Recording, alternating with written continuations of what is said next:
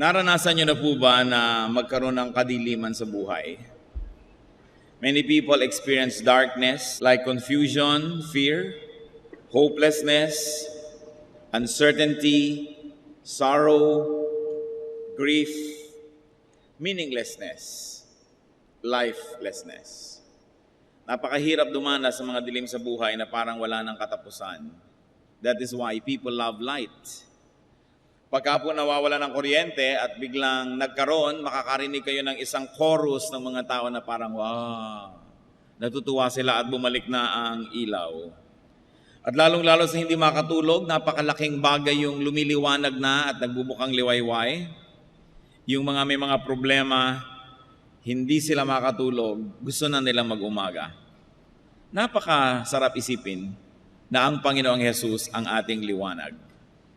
That Jesus is our light. Yan po ang ating pagtutuunan ng pansin. Jesus the light. Sa atin pong patuloy na pakikipag-ibigan sa Panginoon habang lalo natin siyang nakikilala. Aming Diyos, salamat po sapagkat kayo ay aming liwanag. Kayo ay aming kaliwanagan. Mangusap nga po kayong may kapangyarihan sa amin at ang mga kadiliman sa aming buhay ay matapunan ng inyong liwanag. Papagliwanagin niyo ang aming mga nagdidilim na isip, Panginoon, ang nagdidilim na buhay, at nawa ang liwanag niyo ang siyang maging buhay naming lahat. Ipatawad niyo po ang aming mga kasalanan, Panginoon. Linisin kami sa aming mga karumihan at mangusap kayong may kapangyarihan sa amin ngayon. Nais po naming madinig ang inyong tinig, loobin niyo na maunawaan namin. We reject lies and falsehood.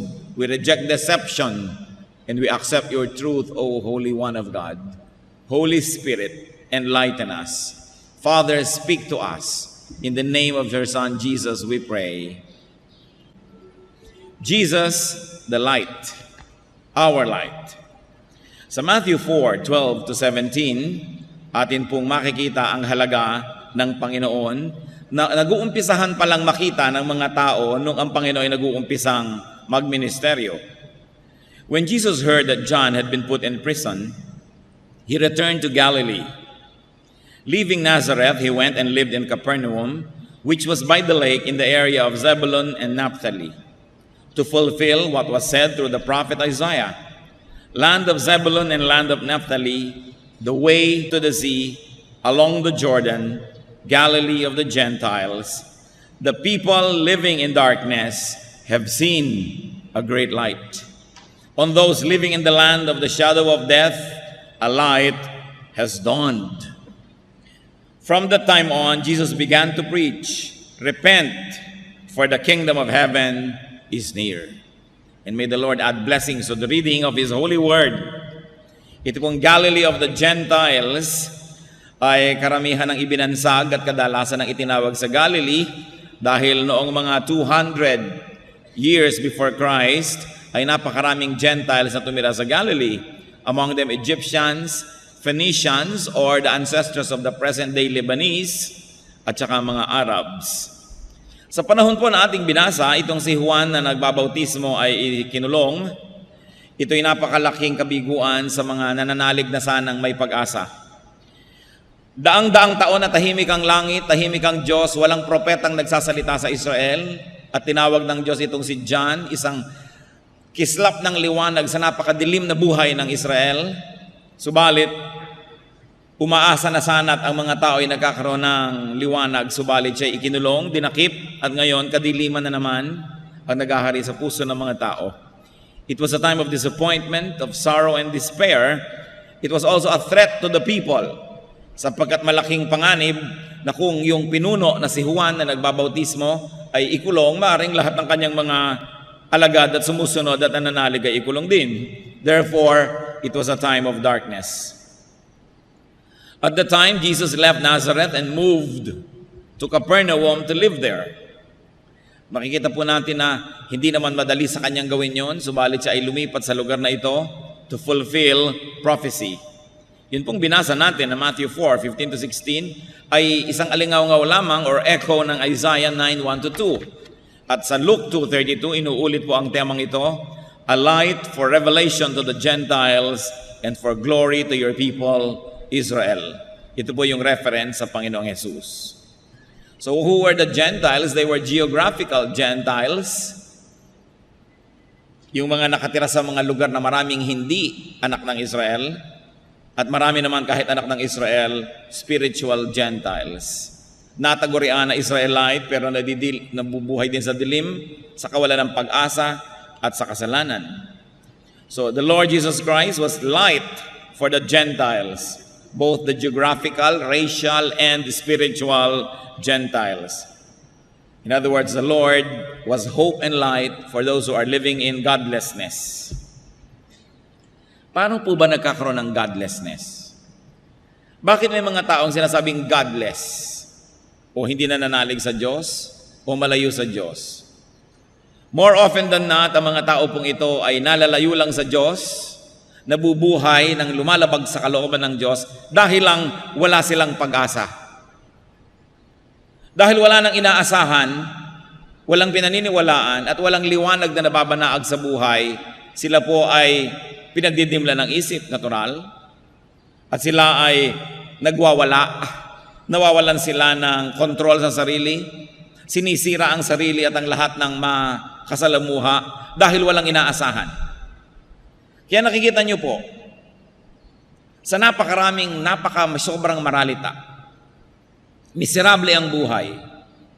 Doon sa mga, hindi naman lahat, pero nangyayari ito, kung minsan nakatira sa mga slums, sa mga ang sikip-sikip, ang hirap-hirap, ang baho-baho, konting pagkakadiferensyahan, nagsasaksakan. Konting maliit na bagay, nagtatagaan, nagbabarilan. Kasi walang masyadong inaasahan. Madilim ang kahapon, madilim ang bukas, walang hope. Pero nakita niyo po yung mga medyo maayos-ayos ang buhay. Kahit medyo nararanasan ng hirap, pero sinisikap maging disente, sinisikap pigilin ang sarili na huwag makagawa ng masama dahil baka lumala ang sitwasyon sa buhay, samantalang may pag-asa namang umasenso ito. At nakikita niyo po yung talagang tunay na masarap ang buhay, yung nakakakita ng maraming liwanag at masaya ang buhay, maraming pinapalampas. Hindi makikipagpatayan yan para sa 10 pesos. Hindi makikipagbarilan dahil sa maliit na bagay dahil iniisip niya, I have so much to lose, there is so much to enjoy, why will I live in a godlessness state? In a godless state. Kaya po ang tinatawag natin mga taong hindi makadiyos, malayo sa Diyos, wala lang kasing pag-asa at inaasahan. Kaya ang ating dapat ginagawa, nagiging munting liwanag tayo ng sanlibutan, kaya ang sabi, you are the light of the world.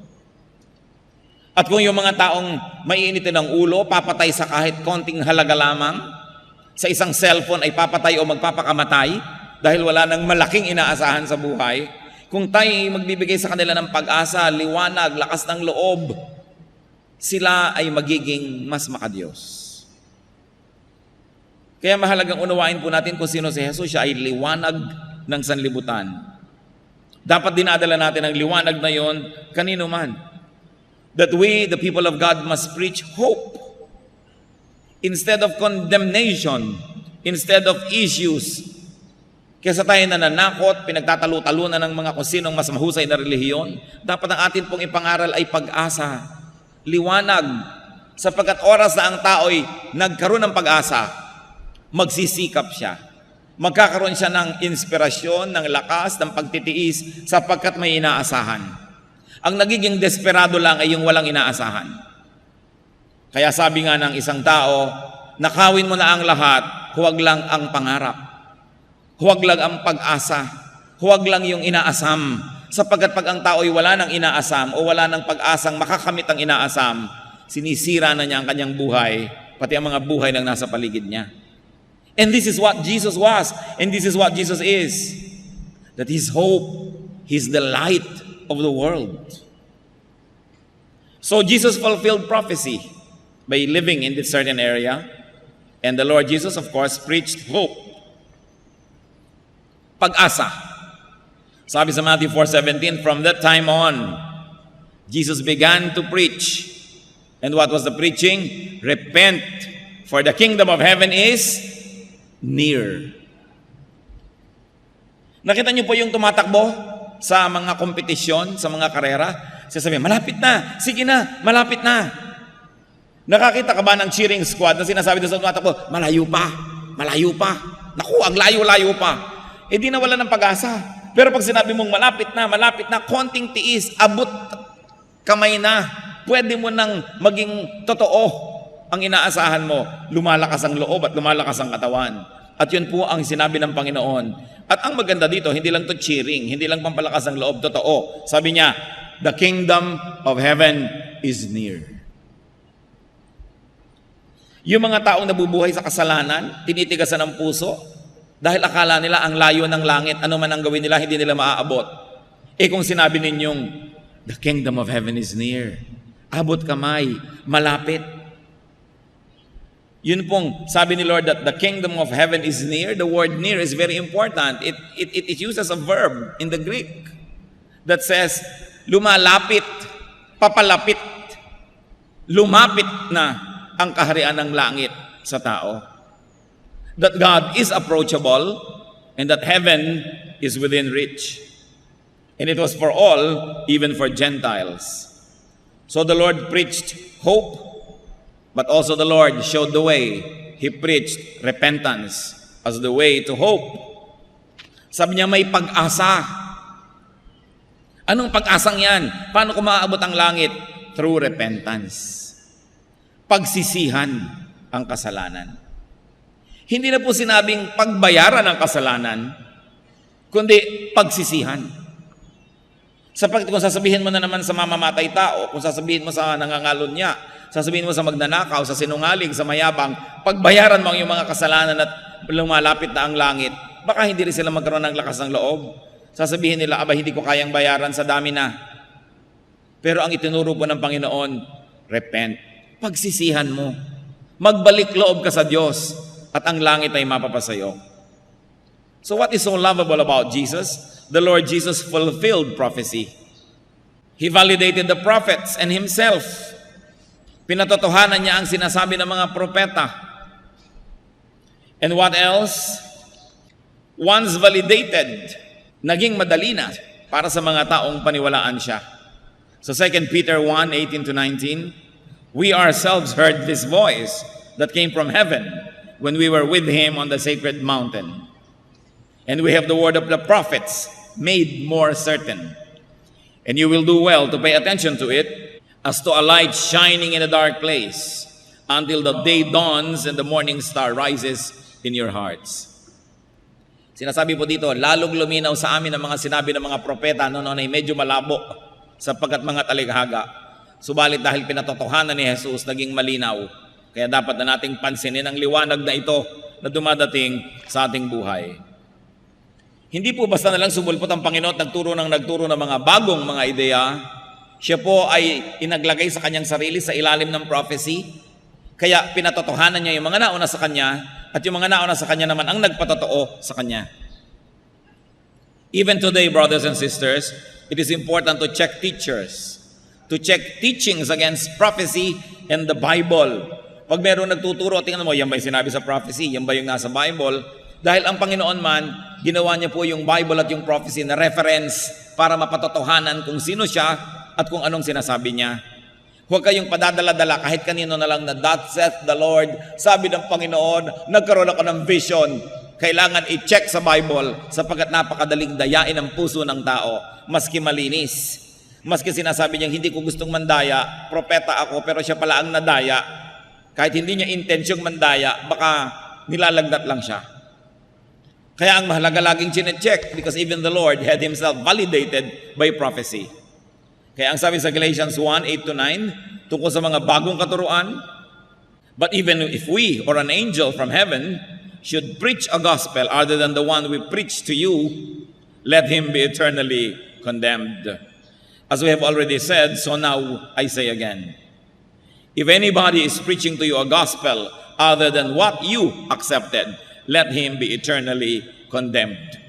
Sabi po ng maakda ng Galatians, kung may magtuturo pa sa inyo ng ibang daan ng kaligtasan, liban sa naituro na sa inyo dito sa Biblia, ay sumpain ang nagtuturo na yun. Ito nang naisulat, yun na, wala nang iba. Huwag nang dagdagan pa. Laging i-check, nasa Bible ba yan? Sinabi ba yan sa Bible? Pag may nagkiklaim, ganito pong gawin natin, ganitong ginawa ko sa buhay ko, so gawin nyo rin sa buhay nyo. Sasabihin nyo, teka, sa kanyang buhay, baka totoo, pero sabi ba sa Bible, para sa lahat ng tao yun? Pag may nagsabi sa inyong, alam nyo, 31 araw akong nag-ayuno at sinagot ang aking dalangin. Therefore, 31 araw din kayo mag-ayuno para sagutin ang dalangin nyo. Teka, mo. Sa'yo siguro nag-work personal. But does your personal experience become a universal truth to everybody? So you check the scripture. Sinabi ba sa Bible na para sa lahat yon? O baka naman para lang sa kanya? Kung para sa kanya, paano natin pabubulaanan? Nag-work naman talaga sa kanya. Pero hindi ibig sabihin mag-work sa lahat ng tao. That's why we should be careful with our testimonies. Ang testimony ay personal lang. Noon pong yung anak ko may sakit, sabi sa akin ng Espiritu ng Diyos, huwag mong ipadoktor, akong maggagamot. At gumaling po talaga ang anak ko. Ito siya, palakpakan naman ng lahat ng tao. Therefore, pag may sakit po ang anak nyo, huwag nyong ipapadoktor. Para hindi tayo dapat gumawa ng ganong conclusion. Personal lang na experience niya yon, personal na naranasan niya, pero hindi ibig sabihin doktrina para sa lahat ng tao. Para maging doktrina sa lahat ng tao, kailangan makita mo sa Biblia ang sinabi nga, at ito'y para sa lahat ay dapat sumunod dito. Mag-ingat-ingat po kayo sa pakikinig sa mga testimonyo. Kasi ang Panginoong Diyos, may mga pakikitungo sa atin na very personal. Binibigyan ka ng ideyang ganito, kasi gusto kanyang pagpalain na ganon. Pero hindi ibig sabihin, pwedeng kopyahin ng lahat ng tao. Kaya yung mga iba nag-aaral, paano ba lumalago ang simbahan A, ang congregation B, yung fellowship 3? Tapos kokopyahin ng ibang churches, lahat ng ginawa, ay ganitong ginawa nila, gawin din natin, ganitong ginawa, gawin din natin. Hindi eh. Iba-iba ang dealing ng Panginoon sa bawat kongregasyon, sa bawat tao. Hindi ko man nag-work yung formula na yon, doon sa lugar na yon, mag-work dito. Hindi universal yon, personal lang. Kaya mahalaga, yung kilala natin ang salita ng Diyos, ilalapat natin doon yung mga claims ng mga tao. Dahil kuminsan madali tayong mapapaniwala, lalo't nakita natin totoo nga, effective sa buhay ng iba. Gumagaling sila sa sakit nila, o yumayaman sila, o sumasaya sila. Sabi ng isa, alam nyo, ako nag-pray, 9 na Biyernes, alas 3 ng umaga, bumalik ang asawa ko. Hindi ibig sabihin lahat ngayon ng iniwan ng asawa ay magdadasal lang gano'n, babalik din. Do not make doctrines out of personal experiences. It's purely personal. Make doctrines only out of those that are validated by the Bible. Kailangan yun. Ipinakakadiin-diin ko po ito dahil kuminsan tayo nagiging emosyonal. Gusto nating kopyahin yung biyaya na natanggap ng kapwa natin. Iba-iba ang pakikitungo sa atin ang Diyos. Personal. Katulad ng iba-iba ang ating mga fingerprints. Walang magkakamuka. Napakahalaga po yun na atin ding i-appreciate tungkol sa Panginoong Jesus that He submitted Himself to prophecy. Kung siya nga nagpa-validate sa Scripture, lalo naman tayo dapat. Also, the Lord Jesus lived among the hopeless. Very important. Yung mga walang pag-asa, yung mga kasalanan, yung isinusukan ng lipunan, yung mga outcast, doon nakisalamuha ang Panginoon. Nakisangkot siya sa kanilang buhay. Hindi lang siya nakisalamuha, hindi lang nakihalubilo, hindi lang nakipagbabutihan, siya ay nakipagpalagayang loob, nakisangkot, nakisama, nakiisa sa pagdurusa ng mga tao. Kaya ang sabi sa John 1:14, the Word became flesh and made His dwelling among us. We have seen His glory, the glory of the one and only who came from the Father, full of grace and truth. Luke 19:10, for the Son of Man came to seek and to save what was lost. And Luke 5:31, Jesus answered them, it is not the healthy who need a doctor, but the sick. Kasi kinikriticize siya, bakit ka nakikipagmabutihan sa mga makasalanan? Bakit ka nakikihalubilo sa kanila? Sabi niya, ang mga may sakit ang nangangailangan ng doktor, hindi ang mga magagaling. Kaya ako ay nakikisalamuha sa mga kapuspalad, sa mga kawawa, sa mga walang pag-asa. Kaya po sobrang kaibig-ibig ang Panginoon. Di po ba pag kami mga sawimpalad, halos ayaw nating puntahan, ayaw nating makihalubilot, baka kamautangan, baka kamahingan, ayaw mong masyadong makipagkwentuhan ng mahaba dahil baka dumaing, baka mamaya masangkot ka sa mga problema niya. Kasi yun ang selfish human nature. But the Lord shows us the way. Siya mismo ang gumawa ng paraan umalis sa langit, tumira sa lupa, makasama ng tao, at among the people, ang hinanapan niya yung mga pinakaaba, pinakakawawa, pinakawalang pag-asa. And he became the light in darkness. He became the light to people. At ang kanyang isang description sa kanyang sarili, John 9:5, I am the light of the world. Ano po ba yung light? Light, of course, equals life. Kahit sa biology, alam natin na kung walang photosynthesis, walang liwanag galing sa araw, walang halaman. Kung walang halaman, walang kakainin ng hayop. Kung walang kakainin ng hayop, walang kakainin ang kapwa hayop na kumakain ng hayop at taong kumakain ng hayop. Paano magkakaroon ng buhay? Light is warmth. Kaya nakita nyo, pag kami mga premature na ipinanganak ng mga baby o kaya mga bagong mga sisiw, may liwanag para uminit at sila ay patuloy na mabuhay. Light is guide. Sa gabing madilim, ano po ang naging guide ng mga wise men para mahanap ang Panginoong Jesus? Bituin, liwanag. At kahit sa mga madidilim na auditorium, may mumunting mga liwanag sa hagdanan para hindi ka mahulog at matapilok, because light is guide. Therefore, light is bridge. Bakit po ang layo-layo nyo, pag tiningnan ko kayo at tiningnan nyo ako, tayo nagkakaroon ng tulay, nararamdaman kong mararamdaman nyo, makararamdaman nyo ang nararamdaman ko, magkakasenyasan tayo, nagkakabasahan tayo ng isip, dahil may liwanag. Kahit ang layo natin, pag may liwanag sa pagitan natin, may tulay para tayo magkita. Kahit nga nandun sa buwan ang layo-layo, makikita mo. Dahil may liwanag. Pero subukan nyo mawala ng liwanag, kahit ang lapit, hindi nyo makikita. Ganun kahalaga ang liwanag. And because also light is beauty. Kaya nakikita nyo po yung mga neon lights, yung mga Christmas lights, yung mga lighting effects. Light is beauty. At napakaganda ng description sa Panginoon. If you are in darkness, if you are discouraged or hopeless, or if someone close to you is in darkness and hopeless, especially if it's you, the Lord wants to live in you. Ito po ang mensahe na sinasabi doon. Nung siya ay tumira among the Gentiles, gusto niya na makipagmabutihan, makiisa doon sa mga nawawala ng pag-asa, sa mga may kadiliman at pinagdidimlan. Kung kayo po ay nasasabing may dilim ang buhay ko, kayo ang gustong-gustong puntahan ni Jesus. Kung sinasabi ko yan, ako ang gustong-gustong puntahan niya, sapagkat ang liwanag ay talagang naghahanap ng dilim kung saan siya magkakaroon ng kahulugan. Matthew 11:28, come to me all of you who are weary and burdened, and I'll give you rest. Dapat ang ibinibigay ng relihiyon, rest. Kung talaga magiging espiritual ang relihiyon at magiging Kristiyano. Pero hindi, kadalasan, pampapagod ang relihiyon. Because religion will blackmail you, will scare you into working so hard so that religion can use you and exploit you. Pero ang sabi ni Lord, I'll give you rest. Payapa dapat ang iyong loob.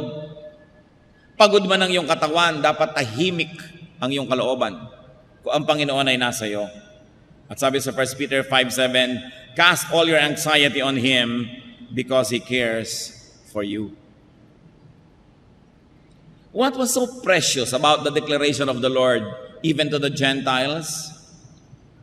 The Lord declared the nearness of the kingdom of God. He declared the nearness. Nakikita po natin na malayo ang Diyos sa mga may kasalanan. Malayo sa tingin lang nila. Pero sabi ng Panginoon, hindi yan totoo. Malapit ako. Paano? Maraming religious person, ang layo-layo nila doon sa makasalanan, iwas ng iwas.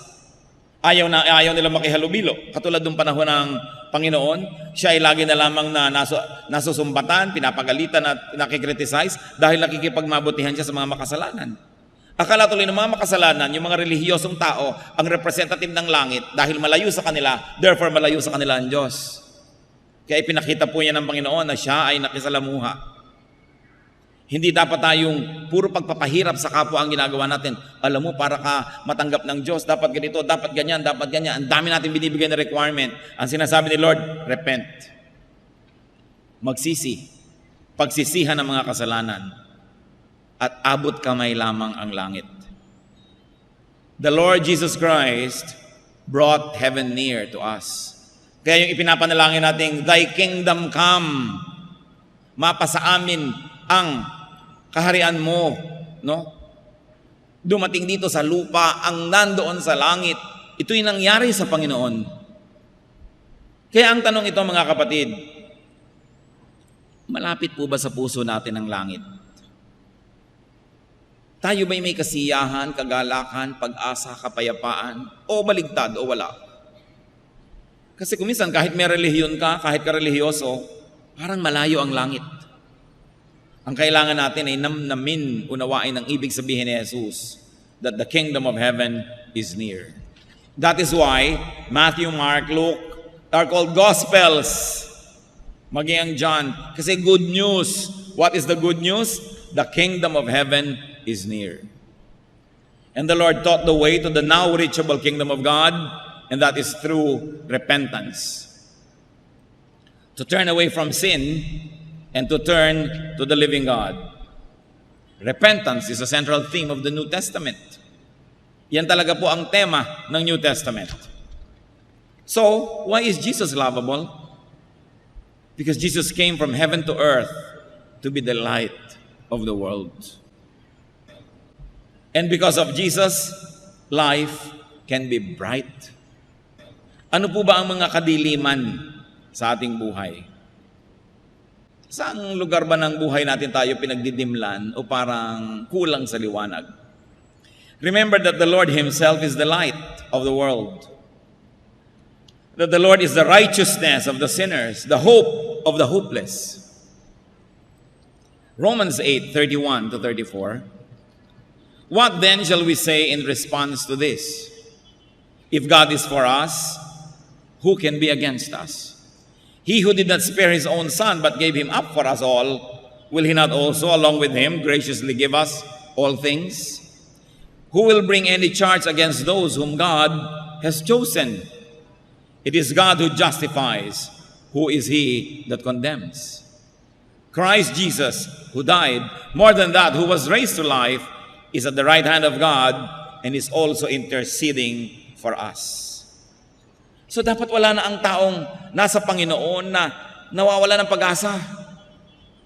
Kung minsan pinanghihinaan ka lang ng loob, pero hindi dapat nagtatagal. Sabi nga ni Martin Luther, you cannot stop birds from flying over your head, but you can stop them from nesting in your hair.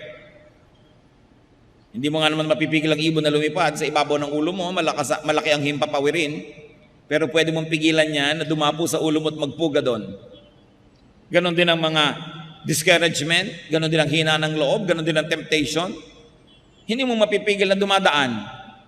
Kuminsan, bigla na lamang manghihina ang loob mo, bigla ka na lang matatakot. Pero dapat sandali lang yon sa mga anak ng Diyos. Kasi maaalala mong may Kristo, may Jesus, may liwanag, may pag-asa. Kaya nabibigatan ng tao dahil binubuhat niyang mag-isa ang mga dapat niyang ibigay sa Panginoon. Kaya nabibigatan ng tao, sinisikap niyang lutasin ang problema bukas ng mga pagpapalang para lang sa mga problema ngayon. Kinakapos tuloy, kapos bukas, kapos din ngayon. Today's sorrows will have enough graces from God.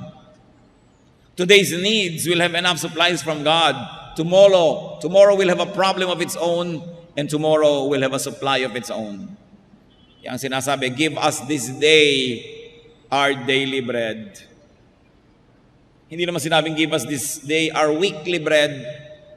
Give us this day our monthly bread. Kasi iniisip mo, paano next month? Gagastos na naman ako. Magbabayad na naman ako ng rent. Bibili na naman ako ng gamot. Next month, nandun pa rin ang Diyos. Ang harapin mo lang yung ngayon, yung nandito, dahil kasama mong Diyos ngayon, ipinangako niya yon. Bakit mo lagi na lang iniisip yung bukas? Hindi naman masama siyempre mag-save kung kaya nyo. Mag-impok para sa bukas, maghanda. Pero huwag niyong pag-alalahanan, lalo't wala naman kayong hawak, wala kayong magagawa, wala pala. Ano ngayon ang iniisip nyo? Wala pala eh. Mag-isip lang kung meron, kung wala, anong gagawin nyo? Alalahanin nyo, God is here today. God will be there tomorrow. Because God is always constantly on our side. Kaya lang tayo pinanghihinaan ng loob at tinitingnan natin yung problemang malaki. Hindi natin tinitingnan yung mas malaking solusyon, ang Panginoong Yesus. Kaya tayo natatakot sa dilim, yung kaprasong dilim ang ating naiisip, nalilimot nating may liwanag kung gusto lang natin. Marami po mga bahay ang didilim, buksan lang ang bintana, lumiliwanag na. Pero kasi nakasara ang mga bintana. O kaya nagdidilim ang buhay, ang dilim, ang dilim, ang dilim. Nakapikit ka kasi, dumilat ka. At marami mga tao nakapikit kahit bukas ang mata. Walang liwanag. O ang liwaliwanag na didiliman kasi pagkakapal-kapal ng dark glasses na suot. Maliwanag po, may pag-asa. Baka may suot lang kayong madidilim na salamin. Kaya dapat tanggalin. Kumisan ang liwaliwanag, ang ganda-ganda ng view, hindi makita kasi may cataract. So ooperahan, tatanggalin ang cataract. Maraming nakatakip sa liwanag ng Diyos sa ating buhay. Kaya tuloy tayo nagdidilim. Kaya tayo may mga kadiliman. Remember that Jesus is light. And because of that, we can have peace. That Jesus is lovely and lovable. So do not live in darkness. Do not be afraid of the dark. Let Jesus give you peace. Let the light of Jesus shine on you. Tayo yumuko sa presensya ng Panginoon at pagbulay-bulayan ito. Meditate on Jesus as hope, as peace, as light. Magbulay-bulay tayo. Huwag tayong paabala kanino man sa anumang isipin. Ano ang ating kadiliman? Ang Panginoong Diyos ang liwanag. Ano ang mga kabigatan natin? Ang sabi ng Panginoon, ibigay sa akin. Jesus lived among the Gentiles so that He could be their light. Tayo ang mga Gentiles na yon. Hindi na dapat madilim pa kung nandyan na ang Panginoon. Baka kailangan lang buksan ang isip, buksan ang bintana, tanggalin ang madidilim na salamin, kuskusin ang mata at ang makakita ng mabuti-buti. Subalit ang liwanag ng Panginoon ay para sa lahat. Panginoong Diyos, sa amin pong pagbubulay-bulay, ipakita mo ang iyong liwanag. Kung meron sa aming Panginoon na nawawala ng pag-asa, pinanghihinaan ng loob, huwag niyong payagang magtagal ito sa aming puso sapagkat hindi bagay sa inyong mga anak ang may ganitong alalahanin. Meron kaming napakaresponsable, maibigin, mayaman, makapangyarihang magulang. Hindi bagay sa mga anak na ganito ang lagi nang mag-alala at matakot. At dahil kayo'y liwanag, Panginoon, turuan niyo kami maging responsable. Sapagkat anumang ginagawa o iniisip namin ay hindi nakatago sa dilim, nasa liwanag, dahil kami ay anak ng kaliwanagan. Kung may mga anak kayo, Panginoon, na nagkukubli sa dilim, nabubuhay ng may kasalanan, pagkukunwari, pagbabalat kayo, pandaraya, ipakita mo, Panginoon, na hindi kami pwedeng mandaya, na maaring naikukubli namin sa ilang tao. Pero kita nyo, sapagkat kayo'y liwanag, walang maitatago sa inyo. Ituro mo sa amin ang buhay na pareho lang, sa diliman o liwanag kami mapunta, kita man ng kapwa o hindi, ang buhay namin maging pareho. Sunugin mo, Panginoon, tupukin ang aming mga pagkukunwari, at kami maging mga totoong anak mo, may nanonood mang kapwa-tao o wala. Sapagkat kayo, Lord, ang tunay na nanonood sa aming buhay. Teach us to live and perform for the audience of one, and you are that audience. Kung paano rin, Panginoon, ang liwanag ay tumutupok ng mga gawa ng kadiliman, tupukin nawa ng iyong liwanag ang mga kadiliman namin. Ang aming mga gawa na pangkadiliman, at ang liwanag mo maging lakas, pag-asa namin. Patuloy tayong magbulay-bulay, mga kapatid. Pakinggan ninyo ang tinig ng Espiritu. Kung anong uri ng liwanag mula sa Diyos ang nais niyang tanggapin nyo sa sandaling ito. Hindi bukas, ngayon. Tatanggap tayo ng pag-asa. Kung pagbubulay-bulayan natin, tatanggapin natin ang pagpapala na ang Panginoon ang liwanag ng ating buhay.